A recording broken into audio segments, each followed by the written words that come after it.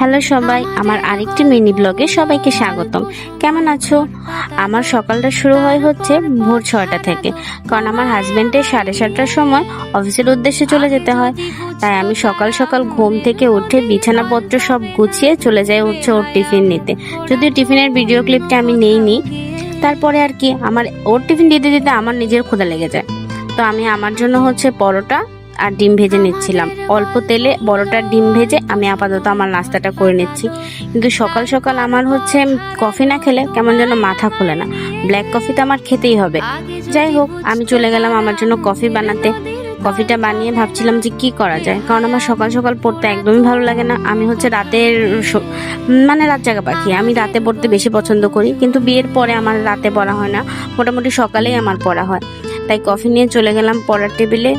পড়ার টেবিল না, আসলে বিছানায়, কারণ আমি বিছানায় পড়তে খুব পছন্দ করি।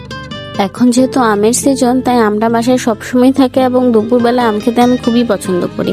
তারপর আর কোনো ভিডিও ক্লিপ নেওয়া হয়নি, কারণ খুব তাড়াহুড়োর ভিতরে ছিলাম, কারণ আমরা একটু বাইরে গিয়েছিলাম। আমার এই ছোট্ট ব্লগটি যদি তোমাদের ভালো লাগে তাহলে লাইক কমেন্ট করে পাশে থেকো। ধন্যবাদ, টাটা।